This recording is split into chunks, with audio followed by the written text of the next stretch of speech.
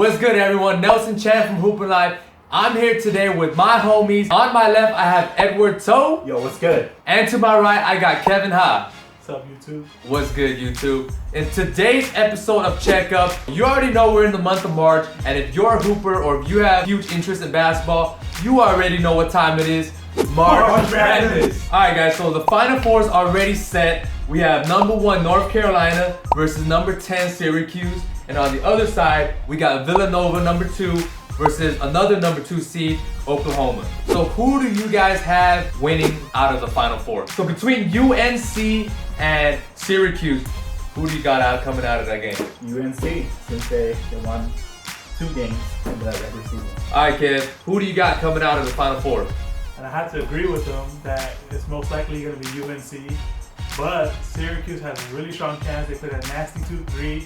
And as you see, UVA couldn't handle the pressure. They had to stay at the kitchen.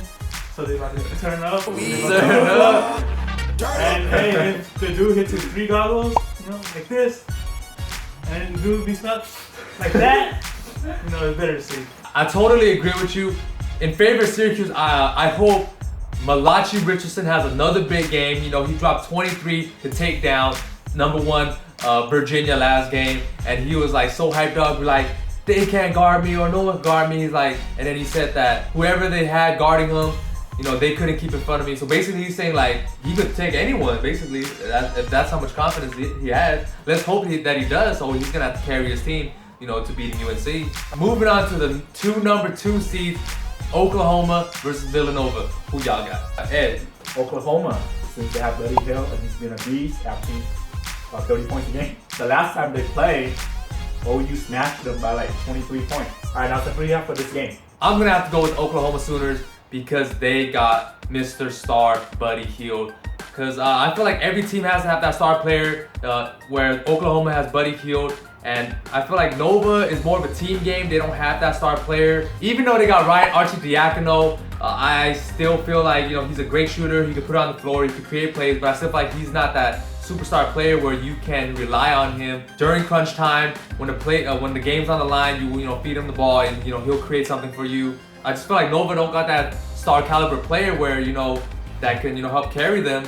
But, you know, who knows? Maybe that team game might do it all together. Basketball's a team game, and March is when stars are made. So you got the Villanova Wildcats coming out of that game. I got Villanova Wildcats coming out of that game. Shout out to Jay Wright.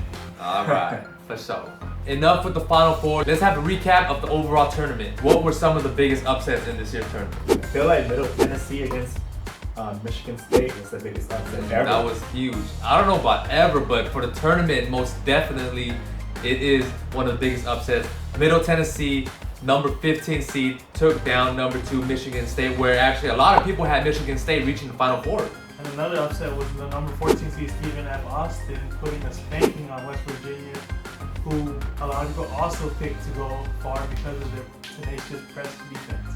Shout out to Thomas Walker, who put up a very impressive tournament. He showed that even though he played for a mid-major school, he could have played for any school in the tournament.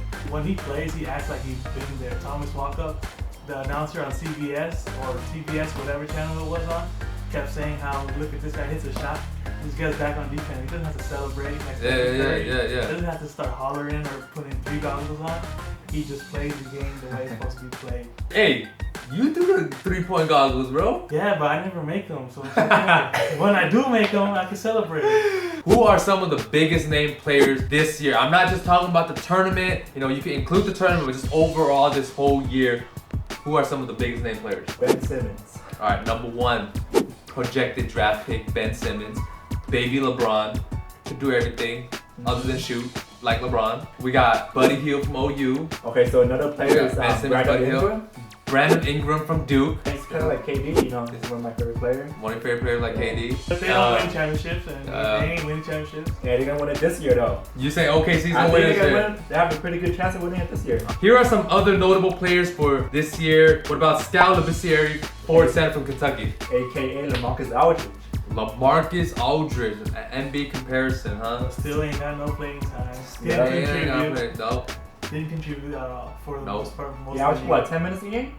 like I said, didn't contribute. But didn't contribute. There's a reason why Calipari didn't play him. All thing right. is, it's all about talent in this league. All right, his Right? teammate, who I feel like you like a lot, Jamal Murray, shooting guard from I Kentucky. feel like he can be the next A.B. Bradley without the defense right now, at least.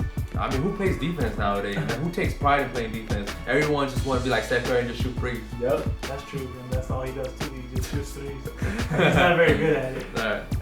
What about Chris Dunn, point guard from Providence? Next, Darren Williams. Well, are you just gonna compare every dude to an NBA player? Yeah. Marcus Page from UNC. That's Cavs boy. He's That's- good, but honestly, he's Kendall Marshall 2.0. More He athleticism. can shoot. Yeah, he has a jump shot, but honestly, his ceiling, he's pretty much hit his ceiling already. Malik Newman from Mississippi State. He's a shooter. He's a dunker. You sure? Yeah, that fool got bounced, He's dude. 6'4". Yeah, he's He only can shoot 6'4". jump with- shots. I know, but he got bounced. Jump shots all He's day. athletic as hell too. Maybe better than Buddy Hill. No. You think so? no. Nah, Nah? I don't think so, man. Buddy Hill's 50, 40, 90. There's a reason why Buddy Hill's Mr. 50, 40, 90. Alright, cool. Alright, so let's get more technical. Let's say who's gonna be the best player to come out of the tournament and win most outstanding player of the tournament. No question about it, right? Buddy Hill. Buddy Hill, that's Yeah. the pick. That's the safest pick, and to be honest with you, Buddy Hill could probably still win it if they lose. Yeah, that's Yeah. probably true. I mean, he might drop But 40 and still win it. I think in the a loss. up is Bryce Johnson. Bryce Johnson from Yeah. UNC.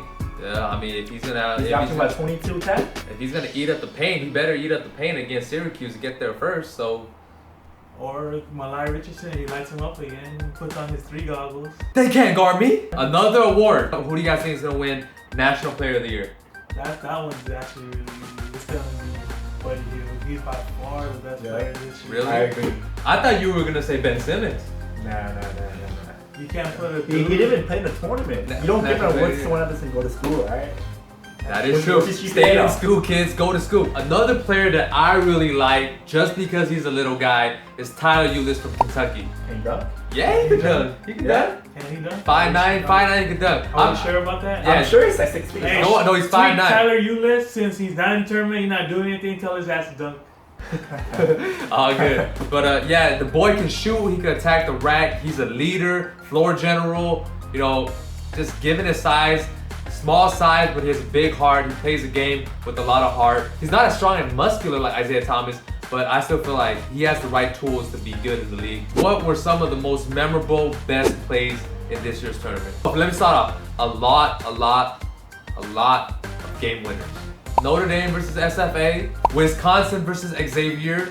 So Josh Higgins with a nasty step back 3 to tie the game before OT against Purdue. And then the Northern Iowa half-court shot that gave him the win. Ooh, that was the most epic shot in the tournament, But hands down. What people What a- forgot is that Texas actually hit a pretty nice floater before They did. had to tie the Yep. game. Another memorable moment in this year's tournament was when Texas A&M came back from a 12-point deficit in 35 seconds against University of Northern Iowa. That was crazy. Good teams know how to find ways to win close games. I think Texas A&M deserved to lose that game. You can't give up a 12-point lead with 35 seconds unless you're the San Antonio Spurs. And last but not least, for all y'all who do not know what a rebound is or do not know how to rebound the basketball, Baylor's Torian Prince explains how in the most epic post interview ever. And for all y'all that didn't know, this is how it went down. So, how did Yale out rebound Baylor? Well, you go up and grab the ball off the rim when it comes off, and then you grab it with 2 hands, and then you come down with it, and that's considered a rebound. So they got more of those than we did. So that's how they out rebounded Baylor. That was the most gangster response to a reporter ever. Thug life. That was a good response. He didn't beat his sore loser. I mean, I felt bad for. I honestly feel bad for players, you know, having to lose, you know, an emotional loss, having to sit in the post-game interview and answer stupid questions where they should already know the answer to. At least he wasn't a sore loser. Yeah, that was a gangster response though. You know, throw on them black shades with a hat and a cigar, like thug life. Like this. Epic fail. Yeah, keep that.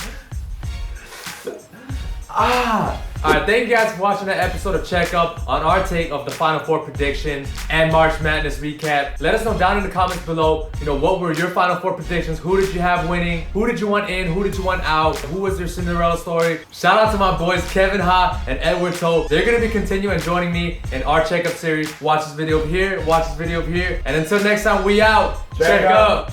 Like, subscribe, follow.